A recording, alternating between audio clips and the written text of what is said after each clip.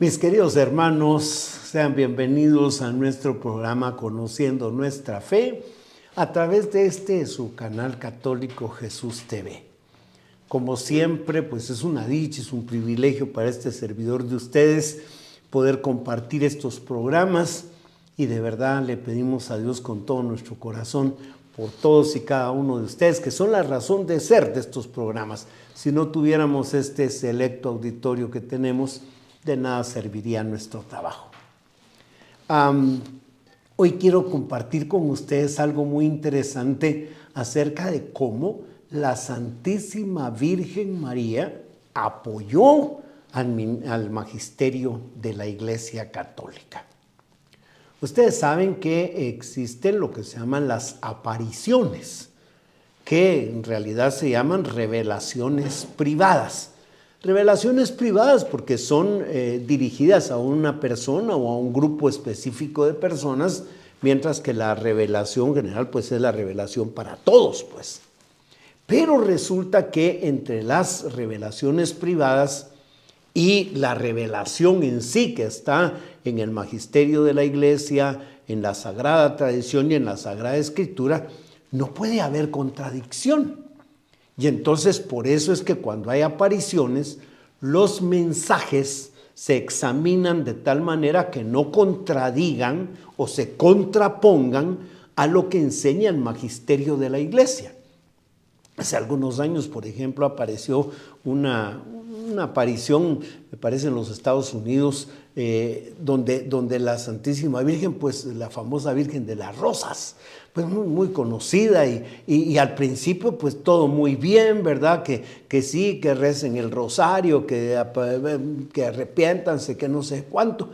Pero de repente la Santísima Virgen empieza a hablar en esa aparición en contra del magisterio de la Iglesia, que el Concilio Vaticano II había cometido como una especie de herejía, que no a la comunión en la mano, bueno, una serie de cuestiones en contra de las disposiciones del magisterio de la Iglesia. Y por eso la Iglesia dijo, esa no es una aparición auténtica.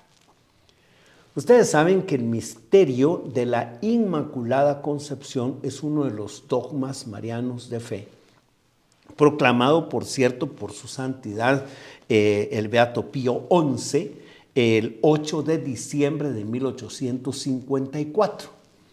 Esta verdad de fe, la Inmaculada Concepción, que consiste en que creemos que la Santísima Virgen, por los méritos previstos de nuestro Señor Jesucristo, fue preservada inmune de toda mancha de pecado, incluso del pecado original, desde el primer instante de su ser natural. Pues este misterio pues es creído por la Iglesia desde mucho tiempo, ¿verdad? Pero había una cierta discusión teológica, no tanto acerca de si la Virgen era o no inmaculada, o sea, que era sin pecado, sino sobre el momento en el que la Santísima Virgen había sido preservada del pecado original.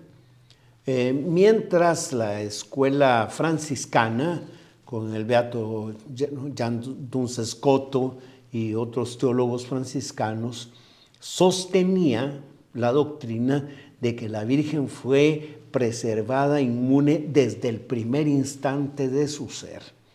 La escuela tomista, los padres dominicos, opinaban que no puede llenarse algo que ya está lleno. Entonces decían ellos, si para llenarla de gracia tuvo que haber un momento, un instante en el que no estaba en gracia. Entonces ellos ponían en duda que la Virgen fuera preservada desde el primer instante de su ser. Por supuesto, las conferencias de Duns Scoto de alguna manera convencieron a los teólogos y demás. Incluso los padres dominicos aceptaron, pues, ¿verdad?, el misterio de la Inmaculada Concepción. En Guatemala, allá por 1628, los caballeros de las órdenes militares juraban defender a capa y espada el misterio de la Inmaculada Concepción. Esto lo narra Pepe Mía en una de sus novelas ahí en San Francisco el Grande, en la antigua Guatemala.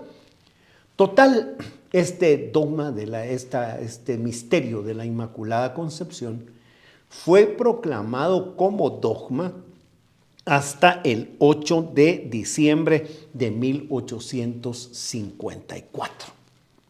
Pero fíjense ustedes que la Santísima Virgen intervino personalmente en este asunto.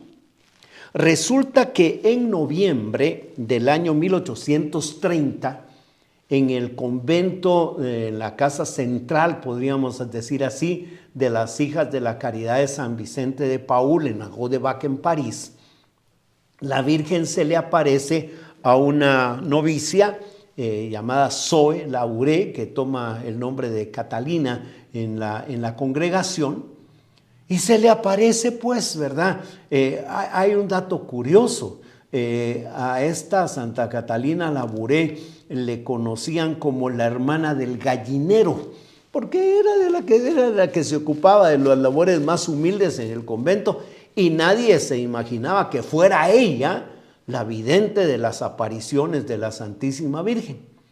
Pero bueno, resulta que Santa Catalina Labouré recibe esta visita de la Virgen. Por cierto, es la única vidente que tuvo contacto personal, contacto físico con la Santísima Virgen, porque según cuenta, la Santísima Virgen se le apareció sentada en un sillón en la capilla allá de Rue de Bac, y Santa Catalina se arrodilló prácticamente a los pies de la Virgen y puso sus manos sobre las rodillas de la Virgen. Cosa curiosa, las reliquias de Santa Catalina Labouré que se conservan ahí en la Rue de Bac en París, las manos están incorruptas, es decir, las manos que tuvieron contacto con la Santísima Virgen. Pero lo importante de esto es que la Virgen le pide a Santa Catalina Labouré que se acuñe una medalla que después va a ser conocida popularmente como la medalla milagrosa, por los múltiples milagros que el Señor ha obrado por la fe de quienes llevan esta medallita famosa de las Hermanitas de la Caridad. La conversión, por ejemplo, de Alfonso de Ratisbón, aquel famoso judío que se convierte y que se hace sacerdote, y él y su hermano, y total.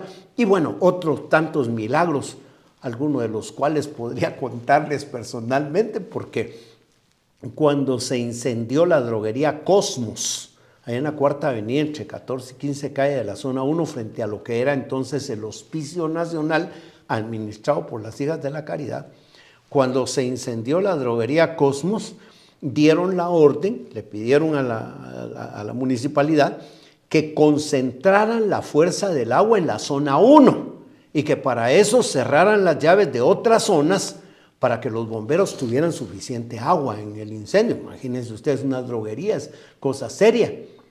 Y resulta que el empleado que le tocó hacer eso, quién sabe cómo se puso de nervioso el pobre, que hizo todo lo contrario. Cerró el abastecimiento de agua para la zona 1 y en pleno incendio los bomberos se quedaron sin agua. Entonces una de las hermanitas de la Caridad que estaba en la puerta del hospicio le dijo a uno de los bomberos que estaban ahí, le dijo, miren, le dijo, eche estas medallitas en el fuego, y le dio unas medallitas de la medalla milagrosa. Que era un periodista, por cierto, que también colaboraba con los bomberos, se subió en el autoescala y desde ahí arriba, pues con la invocación, ¿verdad?, de la Santísima Virgen, oh María sin pecado concebida, ruega por nosotros que recurrimos a vos, echó las medallitas, inmediatamente se bajó el fuego. Y entonces al regresar el agua rápidamente, pues pudieron controlar el incendio. De esto les puedo dar fe porque ese bombero, periodista que estaba ahí, era mi papá. Y entonces él nos contaba esto. Pero vuelta a la medalla llamada medalla milagrosa, la Virgen le pide a Santa Catalina que ponga precisamente esa leyenda. Oh María, sin pecado concebida, ruega por nosotros que recurrimos a vos. la famosa invocación de las hermanitas de la caridad y de los padres de la congregación de la misión, pues. Entonces, la misma Virgen, y esto ocurre en el año 1830, o sea, 24 años antes de que se proclamara el dogma, ya la Virgen había pedido que en la medalla dijera, oh María, sin pecado concebida. Es decir, pues, esto es importante, porque cuando el Beato Pío IX, tomando la opinión, por supuesto, de todos los obispos y demás, proclama el dogma, eso fue en 1854. Pero resulta que 4 años después, en 1858, justamente el 11 de febrero de 1858, se inician las apariciones nuevamente de la Santísima Virgen, esta vez en Lourdes, cerca en Francia, ¿verdad? Cerca de Lourdes hay unas grutas, se llaman Massabielle, y ahí una campesina analfabeta, una jovencita de unos 13, 14 años que se estaba preparando para su primera comunión, llamada Bernadette Soubirous. Ella pues empieza a tener estas apariciones de la Santísima Virgen. La Virgen se le aparece vestida de blanco, con una faja celeste en la cintura, y bueno, pues empieza a dialogar con ella. Lógicamente, a la primera persona que Bernadette le va a comunicar esto de las apariciones es a su párroco. Y le dice, padre, fíjese que allá en la gruta de Massabielle, allá en la Guava, se me está apareciendo una señora que dice que es que viene del cielo y que imagínense que tiene vestido blanco, y le dio todos los detalles. Entonces el padre le dice, mira, pregúntale a esta señora quién es. Pregúntale que te diga su nombre, que te diga cómo se llama. Y claro, Bernadette regresa y en la siguiente de las apariciones le dice a la Santísima Virgen, señora, dice el padre que me haga favor de decirme cuál es su nombre porque quiere saber él quién es usted. Y la Virgen le contesta, yo soy la Inmaculada Concepción. El dogma había sido proclamado 4 años antes. Bernadette ni siquiera sabía del bendito dogma, pues, ¿verdad? Era, como les digo, una campesina muy sencilla, semianalfabeta, y entonces, total, ella no conocía la proclamación del dogma. Y cuando regresa y le dice al padre, la señora dice que ella es la Inmaculada Concepción, pues inmediatamente el padre se da cuenta de que esa aparición es una aparición real. Porque imagínense ustedes que la Virgen está confirmando lo que el magisterio de la Iglesia ha proclamado como dogma, identificándose a sí misma como la Inmaculada Concepción. Entonces, ese es el origen de las apariciones del santuario de Nuestra Señora de Lourdes, ahí en Francia, uno de los centros de peregrinación a los que acude muchísima gente, pues, de todo el mundo.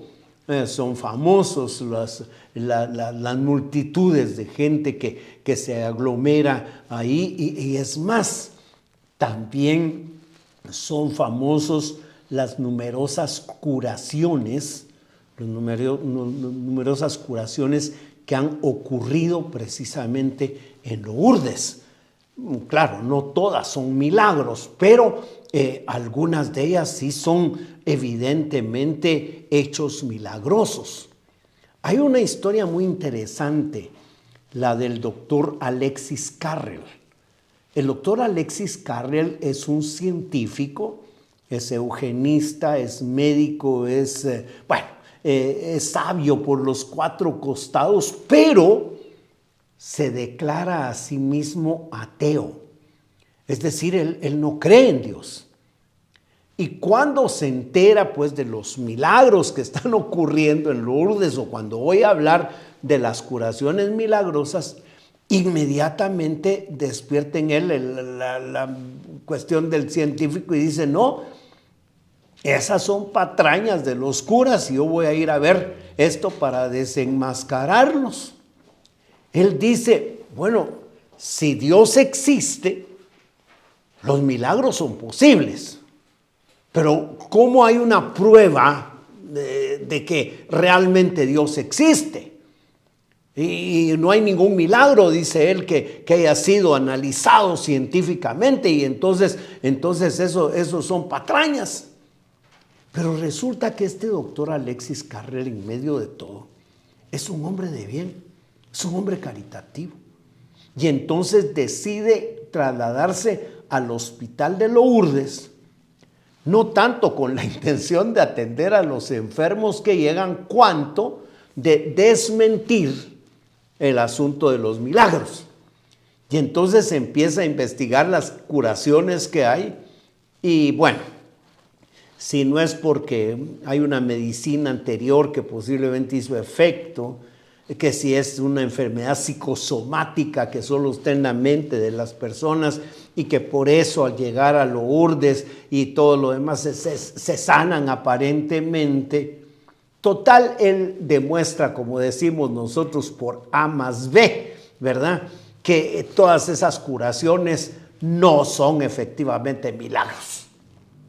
Pero un día, cuando va en el tren hacia Lourdes, con una peregrinación, el jefe de la coordinación de la peregrinación, el sacerdote, le dice, doctor Carrel, mire, le recomiendo a esta muchacha, María Ferrand.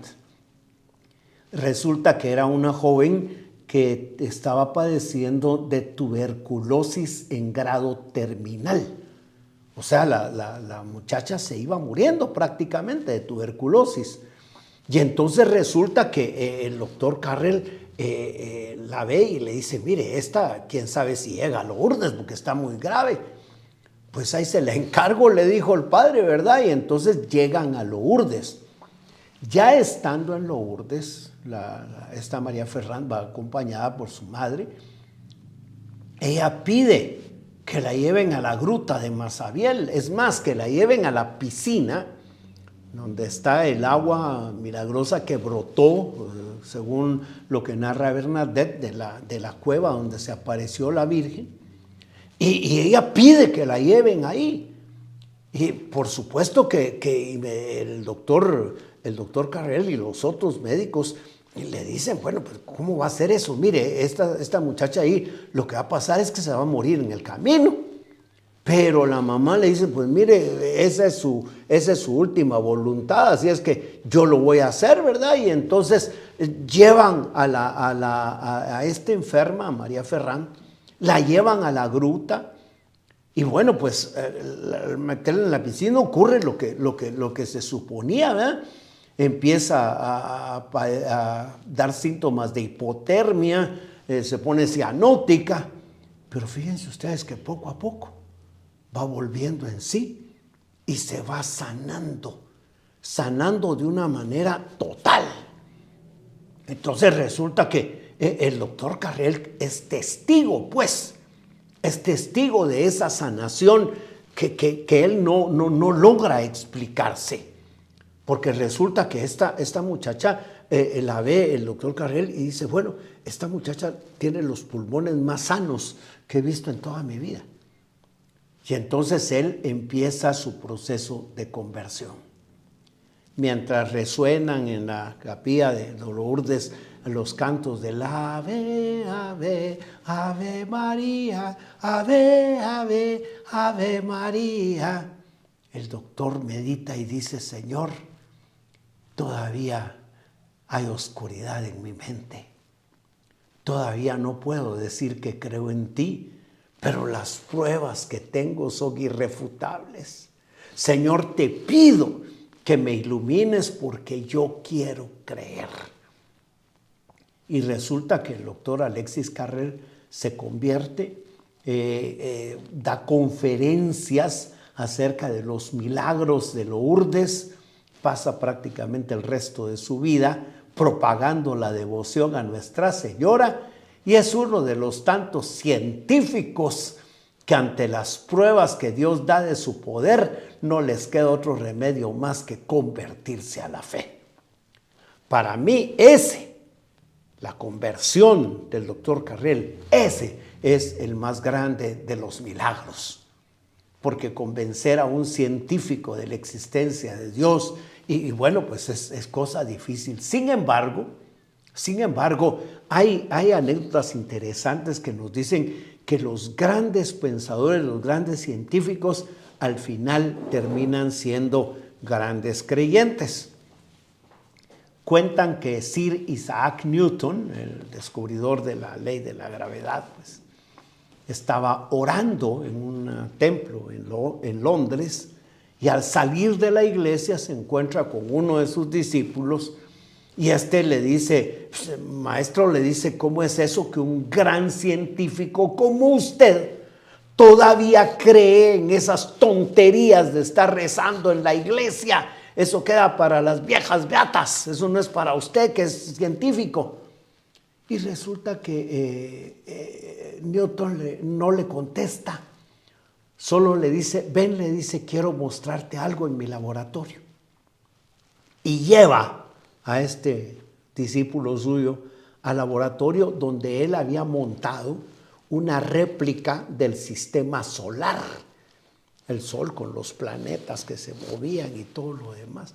Y le dice, mira lo que hice. Y entonces aquel hombre, pues por supuesto asombrado, le dice, maestro, le dice, solo un genio como usted es capaz de hacer algo tan precioso. Y entonces Newton le contesta, y si supieras que esta es una pésima copia, imagínate, le dice, el que hizo el original, el que con su palabra creó el universo entero. La poca ciencia hace ateos. La verdadera ciencia nos lleva a convencernos de la existencia de Dios.